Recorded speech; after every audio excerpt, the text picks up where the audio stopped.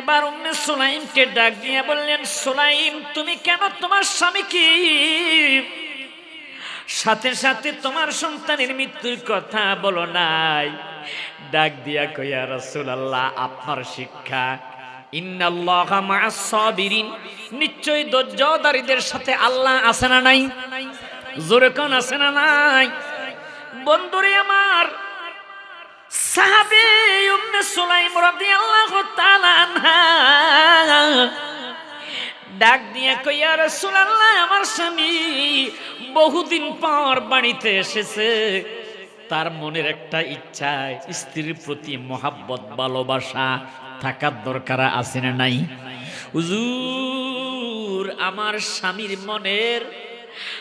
স্বামীর অনেকদিন পর বাড়িতে এসেছে, তাই স্বামীকে সেবা দেওয়ার জন্য আমি সাথে সাথে সন্তানের কথা শুনাই নাই। আমার নবীজি দুইটা হাত বাড়াইয়া আল্লাহর দরবারে ফরিয়াদ করলো, আল্লাহ ও আল্লাহ, তারা এই আমার মহিলা সাহাবী উম্মে সুলাইম ধৈর্য ধারণ করেছে, তার স্বামীকেও সান্ত্বনা দিয়েছে। ইয়া রাসূলুল্লাহ, ইয়া হাবিবাল্লাহ, নবী গো, তাকে তুমি উত্তম সন্তান দান কইরা। আমার নবীজির দোয়ার বরকতে উম্মে সুলাইমের একে একে 10টা ছেলে সন্তান হয়েছে। আর জোরে কর না, দেওয়ার মালিককে। আর জোরে কর না, দেওয়ার মালিককে। কেমন সন্তান? একটা গাজুটি, একটা মদুদি, একটা সুর, একটা ডাকাত, এমন না না না, 10টা সন্তানে কোরআনে হাফেজ, মুহাক্কিক, আলেম। আমার নবীর দোয়ার বরকত হয়েছে। জোরে জোরে কন্যা সুবহানাল্লাহ। আর একটু জোরে কন্যা ইয়া রাসূলুল্লাহ, একটু মুহাব্বতে বলেন, সালাতু সালাম জানাই, দুরুদ সালাম জানাই আমরা গুনাহগারে নবী গো, আমরা গুনাহগারে সালাম, আমরা গুনাহগারে জানাই আপরান আপনার উপরে, বলেন আমরা গুনাহগারে জানাই আপনার উপরে নবী গো, আমরা নবী কোরআনে দেখাছি আমি গুনাহগারের বন্ধু আপনি। মারহাবা কন্যা, নবী কোরআনে দেখাছি আমি গুনাহগারের বন্ধু আপনি।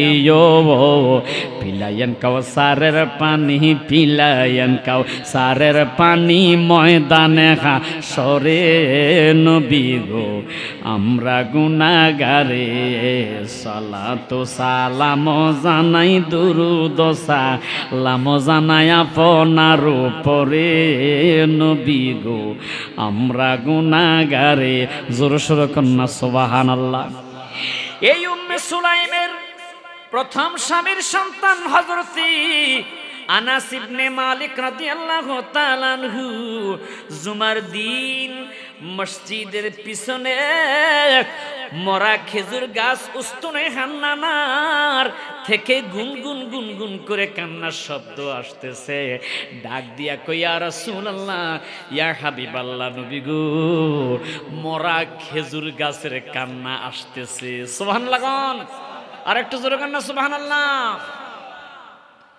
সাহাবীরা সবাই সামনে আসলো, কান্নার শব্দ শুনতেছে।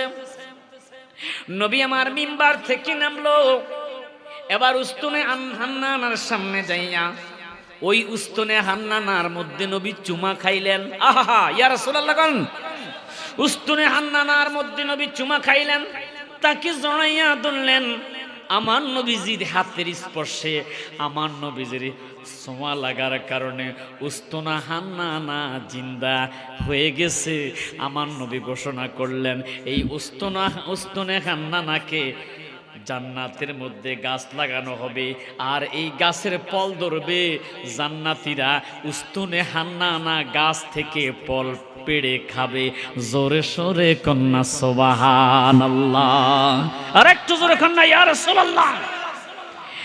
এ বন্ধুরে আমার, নবীর মোহাব্বত, নবীর ভালোবাসা কেমন? ওই নবীকে ভালোবাসার দরকার আছে না নাই? জোরে কোন আছে না নাই? বন্ধুরে আমার, বাবারা আমার, পরীক্ষা খনন করতে গিয়েছিল সাহাবায়ে কেরাম। বিশাল বড় একটা পাথর পড়লো, শাবল দিয়ে আঘাত করতেছে, পাথরটা ভাঙতে পারতেছে না। সাহাবায়ে কেরাম নবীজির কাছে এসে বলল, ইয়া রাসূলুল্লাহ, সবাই বলেন না ইয়া রাসূলুল্লাহ, হুজুর নবী গো নবী, আমরা সাহাবীরা এই বিশাল বড় পাথরটা ভাঙতে চেষ্টা করেছি, এই পাথর ভাঙতে পারি না গো নবী। আমার নবী কয়, কি হয়েছে? আমার কাছে শাবলটা দাও। নবী শাবলটা হাতের মধ্যে লইয়া বিসমিল্লাহির রহমানির রহিম বলে ওই পাথরের মধ্যে যে মাত্র আঘাত মেরেছে, পাথরটা ভেঙে চৌচির খাড়ি হয়ে গেছে। এ বন্ধুরে যাবে রাদিয়াল্লাহু তাআলা আনহু তাকাইয়া দেখলো নবী যখন শাবল দিয়ে পাথরের মধ্যে আঘাত মেরেছে, নবীর পেট থেকে একটা পাথর ছুটে জমিনের মধ্যে পড়েছে। সাহাবী জাবের রাদিয়াল্লাহু তাআলা আনহু ডাক দিয়া কই, ইয়া রাসূলুল্লাহ, আপনার পেটে কেন পাথর বেঁধেছেন গো নবী? নবী আমার ডাক দিয়া কয়, আজকে কয়েকদিন হয়েছে আমি খাবার খাই না, খাবার পাই না, ক্ষুধার যন্ত্রণা পেটের মধ্যে পাথরে বেঁধে রেখেছি। সাহাবী ডাক দিয়া কই, ইয়া রাসূলুল্লাহ, নবী গো, যদি অনুমতি দেন আপনার কয়েকজন সাহাবী, 2-3 জন সাহাবী নিয়ে আমার বাড়িতে আসবেন। ছোট্ট একটা বকরির বাচ্চা আছে, আমি জবাই করে আপনাদেরকে আপ্যায়ন করব। নবী আমার ডাক দিয়া কই, যাবেন 2-3 জন সাহাবী কেন, আমি 1000 সাহাবী নিয়ে তুমি জাবেরের বাড়িতে দাওয়াত খেতে যাব। আর জোরে বলেন না সুবহানাল্লাহ। তিরমিজি শরীফে হাদিসটা এসেছে, আমার বন্ধুরে নবী কেমন বরকতিময় রহমতের নবী, যাকে আল্লাহ পাক রব্বুল আলামিন নিয়ামত দান করেছে, হাউজে কাউসার দান করেছে, জান্নাত বানাইয়া নবীকে দান করে দিয়েছে। নবী বলেছে, আনা কাসিমুন আল্লাহু ইউতি, আল্লাহ আমাকে দিয়েছে আর আমি তা আমার উম্মতের মাঝে বিলাইয়া দিব। ইয়া রাসূলুল্লাহ, বলেন না, জান্নাত যদি পেতে হয় নবী রাজি খুশি হতে হবে। আর জান্নাত যদি আপনি চান, নবীকে মুহাব্বত করেন না, সেজদা দিতে দিতে কপালে দাগ উঠিয়ে ফেলেন, এরপরেও নবীর মুহাব্বত না থাকার কারণে জান্নাত পাওয়া সম্ভব হবে?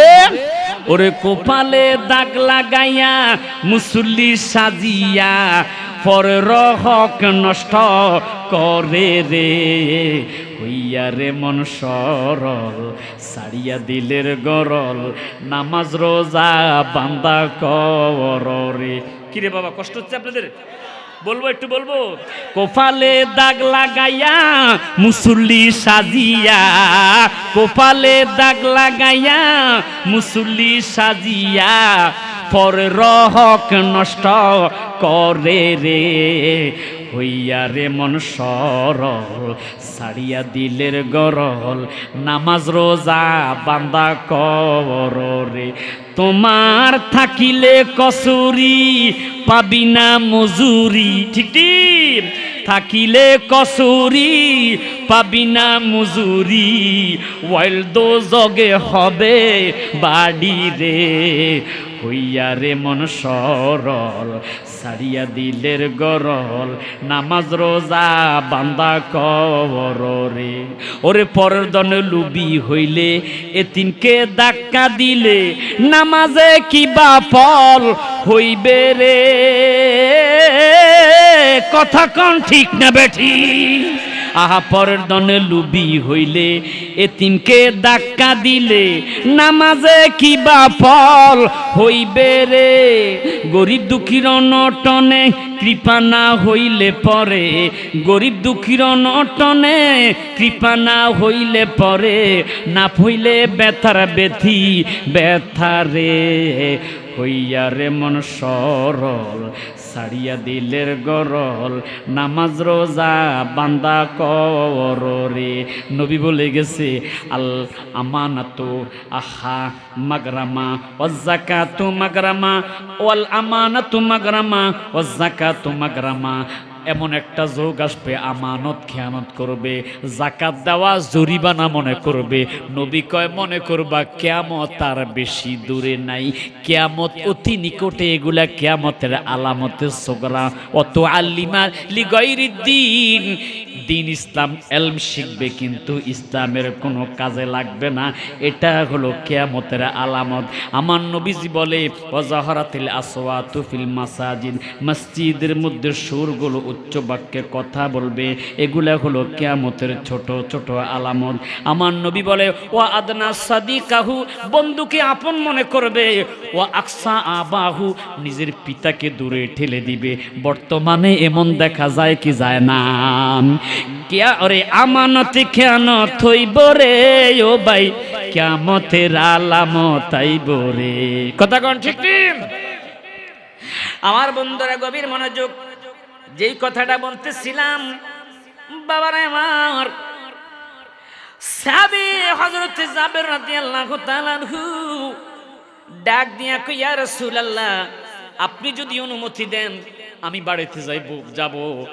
একটা বকরি জবা করব নবী কয় আমার 1000 সাহাবী তোমার বাড়িতে যাবে আর জোরগণ খাবার আছে কয়জনের 2 থেকে 3 জনের নবী বলল যাব আমি 1000 সাহাবী নিয়ে মারহাবা কোন নারে তাকবীর নারে রিসালাত হযরতুল আল্লামা মাওলানা মুফতি এস এম ইয়াসিন আহমদ আল ওয়াইসি সাহেবের আগমন এই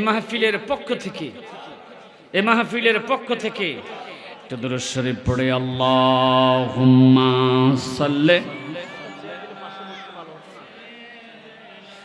মাওলানা মুহাম্মদ ওয়া আলা আলি সাইয়্যিদিনা সবাই বলে আলহামদুলিল্লাহ আমার অত্যন্ত প্রিয় বন্ধু